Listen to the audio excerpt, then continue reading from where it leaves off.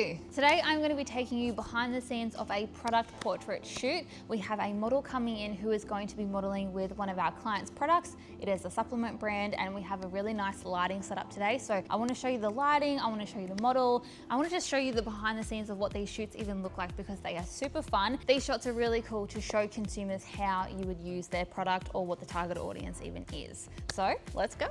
So let me walk you through the lighting setup. We have a full light setup for this station today.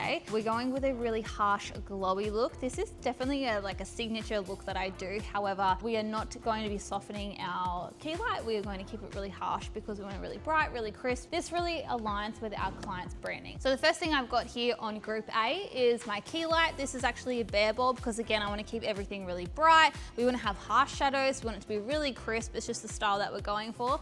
I've actually got it up pretty high so this can fall downwards in regards to the shadows. So that's on the right hand side. That is the most powerful strobe that we have in the scene because it is my key light. On the left hand side we have our key light and I am just softening that with an octagon softbox. So this is just softening the shadows that will fall from our key light. It's also lighting up the background a little bit because the spread is so large. Now at the back here, this is one of my favorite ways to elevate any product shoot. It is what I like to call the hair light. This is just another light that I've got here at the back, and where the model is going to stand, it's going to hit her directly at the back of her head and it's going to make her hair look really nice and shiny and it's going to give her a little bit of a glow. So it's a really nice highlight. And then at the back here, we have what I like to call my glow light. This is just another strobe on a baby stand. I have a reflector dish on top of it just to control the spread and the glow, but it's essentially just pointing straight at the background and it's just going to create a nice glow effect on the background itself. We also have a pink paper background roll and we're just mounting these with C-stands.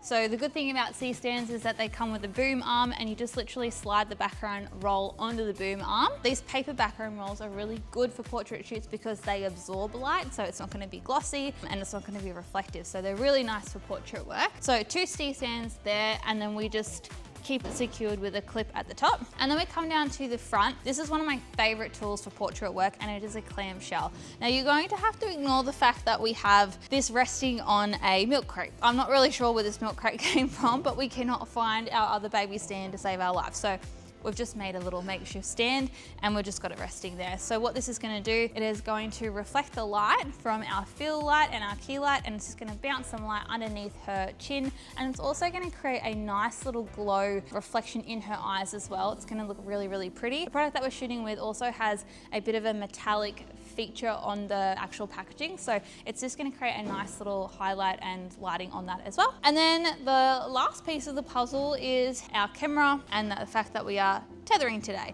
So I'm using a 100mm macro lens. I just love how much detail this lens captures. You could shoot with a 24-70 if you wanted to as well. They're really good. An 80mm, but I love the 100. It's a go-to lens for my portrait work. I'm also tethering today, so I'm using Capture One. I talk about this a lot in our course. I absolutely love Capture One. It has been the biggest lifesaver, and I also do my color grade in Capture One as well. So I've actually had Huzi step in as my test model. He looks very thrilled to be here, but essentially I was just building our lights. So this is where I started.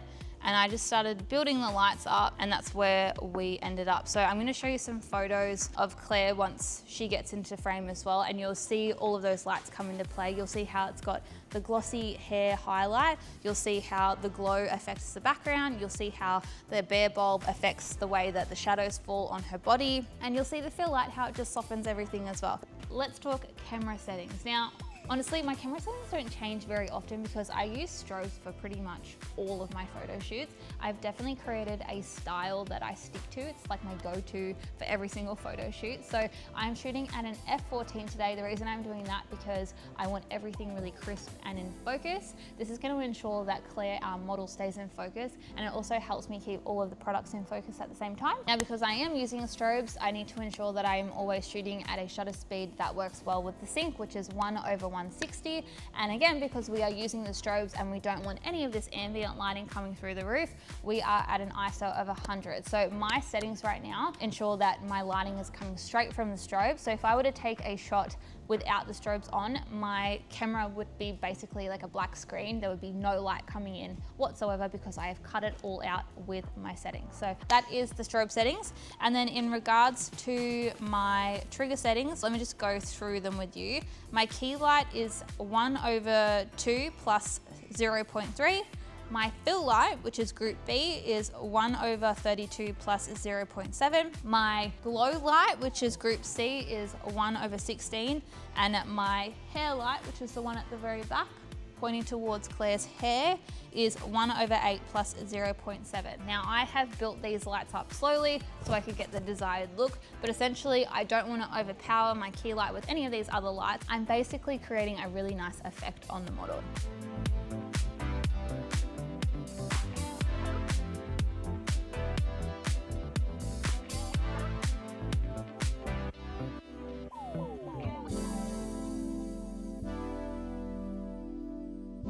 All right, so we've wrapped up the shoot. Claire's all done and dusted. She's headed home, but I'm going through some of these photos and I am just stoked with how they've come out. She was such a gem to work with, and honestly, I didn't have to direct her that much. Claire's had a bit of modeling experience, so I basically gave her the vibe of what the photo shoots were like, and she did most of the work. But yeah, she was just really good to work with. It was very, very swift. It was very fast, so it was really good to work with her. All right, guys, that is a wrap. So if you guys want to know more about portrait photography or product photography or lighting, or even like the business side of product photography and content creation, we dive deeper into these topics in our course. It's called Creative Scoop, and I will leave all of the information below in the caption. Thank you again for watching. I really hope you enjoyed this video. Discuss product.